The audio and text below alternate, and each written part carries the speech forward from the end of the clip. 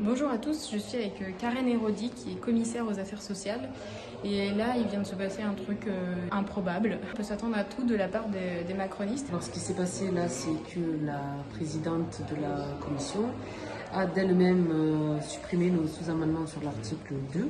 Elle outrepasse ses pouvoirs. Normalement, elle aurait dû réunir le bureau pour décider de ses actes. Et là, elle, toute seule, elle décide. Donc, c'est un déni de démocratie. Ils passent en force. Ils ont peur parce qu'en fait, cette proposition de loi Lyotte, proposition transpartisane, sur l'abrogation de la réforme des retraites ne leur plaît pas, ne leur convient pas. Ils savent qu'ils sont minoritaires, ils usent de toutes les manipulations possibles, ils manipulent le règlement de l'Assemblée nationale, de notre Constitution, pour arriver à leur fin contre le peuple, parce que c'est le peuple qui nous a élus. Il doit être le seul souverain. 93% de la population ne veut pas de cette réforme.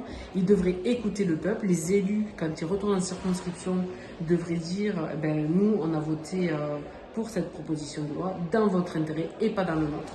C'est clairement un déni de démocratie et nous, on sera toujours là et on lâche rien.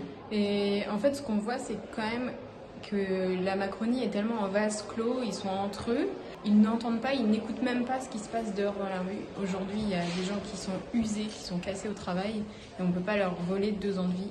Donc nous, on reste mobilisés contre cette loi de la retraite à 64 ans.